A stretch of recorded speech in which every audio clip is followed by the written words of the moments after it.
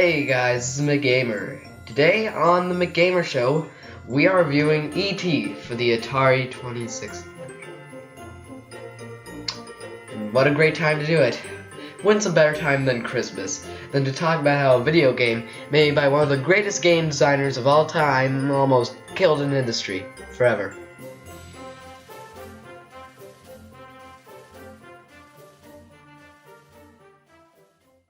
Okay, there's another reason that I'm talking about this game specifically now. One, because my friend recommended it himself. Thanks again, by the way, Austin. And because the game originally planned a Christmas release. It was a project given to Howard Scott Warshaw, creator of the Indiana Jones game and Yar's Revenge, both for the Atari 2600, considered to be the best games on the system, and sometimes even the best games of all time. But they gave this one guy only a couple of days to do it, so it could get out on Christmas. Obviously, Warshaw was overwhelmed, and the game was rushed. Sounds similar to some games that we know nowadays, right? Oh, God. Atari thought a game based on E.T. would be such a hit that they printed more copies of the game than they did consoles. But when the kids found out that this game was horrifyingly terrible, most of the copies got refunded, and the store had too many copies, eventually leading them to recall all copies of the game. Thank God for digital downloads nowadays. Atari had too many cartridges of this game, and they eventually buried many of them in the desert. Although they are still very common cartridges to come by, so E.T. isn't some rare collectible Atari game. The game got the title of Worst Game Ever, and caused the gaming crash in 1983. For the longest time, everyone seemed to hate gaming, and after E.T. it seemed more horrible games were flooding the market, desperate for the company to come back. And it really sucks, because there were things like the Sword Quest competition going on at the time, and thousands of dollars in gold were hidden away, never to be seen again. Oh yeah, I'll get to those games. Because of the game's title as the worst game ever and the internet's interest in retro gaming, the game gained a cult following, eventually turning the game into an internet meme. Even the web show Angry Video Game Nerd got an entire movie based on this game. Also, can I just go off topic for a second and say how much I love that show? On to the next game, but first, gotta tell it I'm Batman. I'm Batman. Classic. Good thing I don't destroy my games as much as he does, though. I mean, he has hundreds of games in his collection, they're expendable. But if I destroyed every hideous game I came across, my entire collection would be reduced to ash and ruins in a matter of minutes. So, I have the game in my possession and I'm gonna play it. Is it really as bad as people say? Let's find out.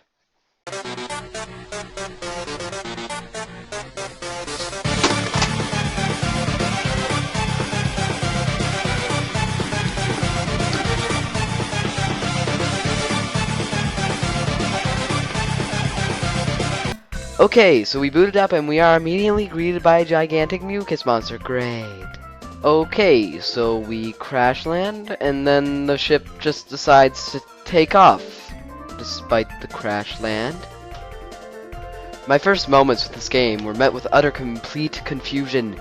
Do I go here? Who is that? Why is he chasing me? No, let me go. Why are you carrying me? What is wrong with your neck? I need some answers for this.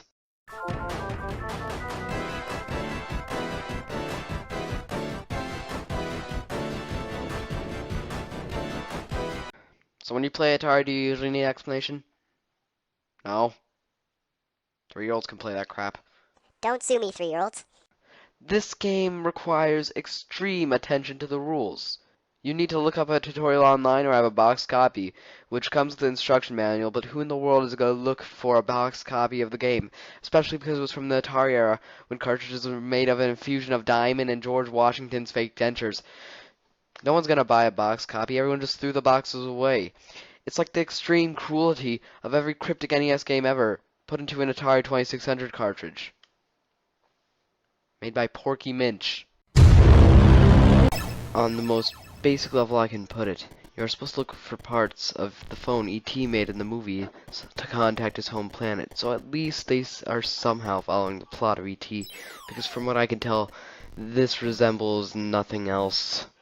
You have a piece of snot walking around, falling down holes, making flowers smiling. Oh, God. Getting caught by Indiana Jones, taking him back to the most small and escapable prison ever. Then you proceed to fall down more holes until you pass out for no freaking reason. Then Caillou comes over, and then you repeat.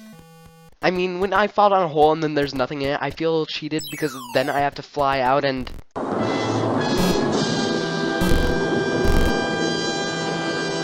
Yeah, I remember that scene, the one where E.T. falls down a hole, grabs a freaking speaking spell or something, that's all like, hey, Elliot, yo, bro, watch this, and then his neck extends, then Elliot is then tormented by nightmares for the rest of his life. Holy crap! Oh, what, you don't remember that scene? I do. I'll never forget.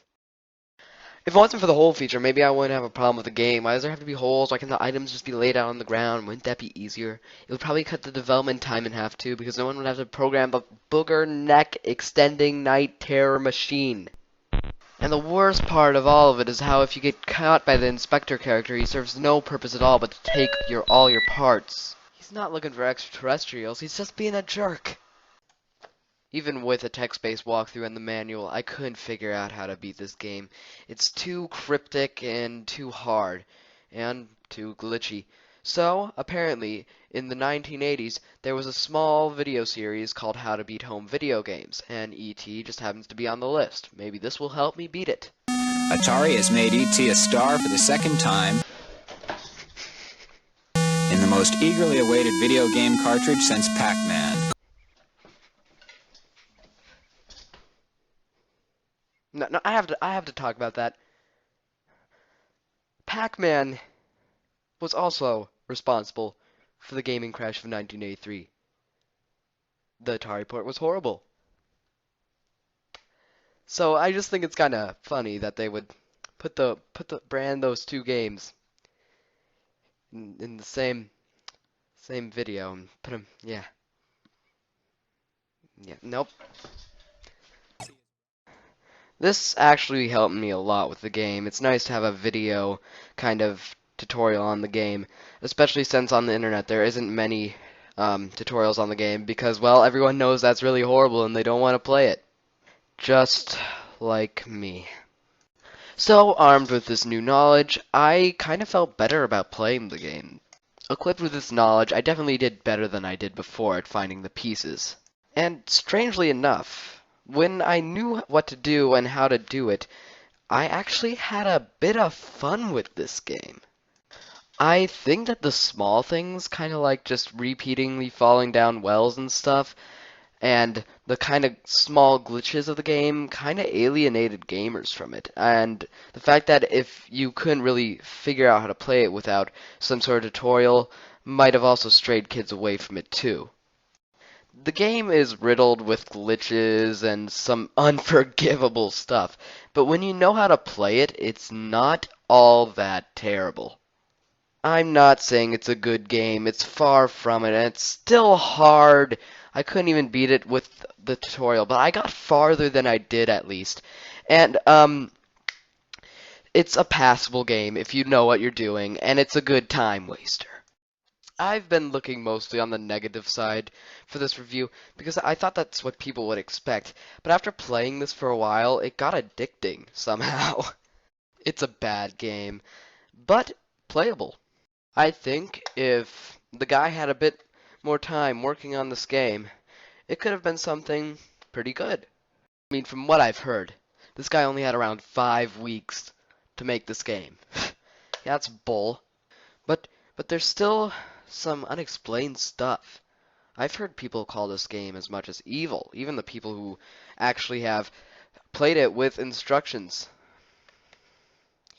I wonder, why is this game filled with glitches and bugs? You wouldn't think that if such a simple concept, even, for a long game back then, it was kind of a simple concept. Get 3 pieces, leave. So what's with all the glitches and the crazy stuff? I don't get it. Well, whatever. I got my stupid Christmas special done. Be gone, you possessed game.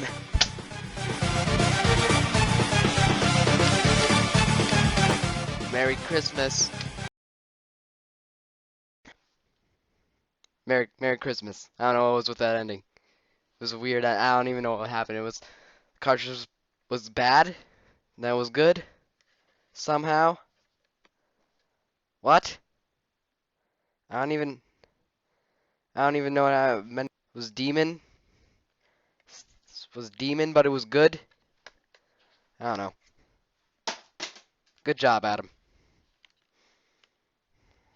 So, E.T., despite that weird, I don't know, I guess the subtle foreshadowing had to pay off somehow. Alright, my final thoughts on this game is that if you go into it not knowing what to do, then you're not gonna you're not gonna understand anything, and you're probably gonna realize why everyone called it that. But if you actually take the time to watch a tutorial or something on this game and know what everything means, then it's passable and it's playable. It's not a good game, but it's definitely not the worst game ever. It's a bad game, but it's definitely not the worst game ever. So, I don't know. I was possessed for some reason because I changed like the script halfway through, to be honest. Oh, oh no, they never stop, do they? Okay, I'm gonna try to jump over. Oh no! Oh! Don't make noises. Don't make noises. That's freaky. It's freaky crap, bruh.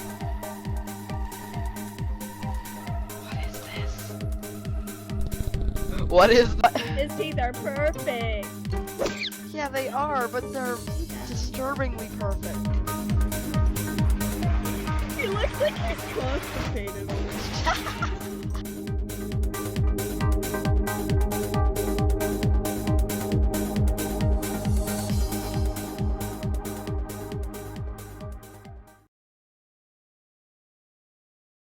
On evildoer.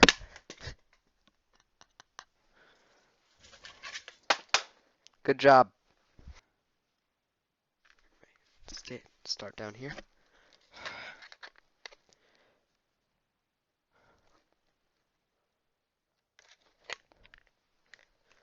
Oh, no, right.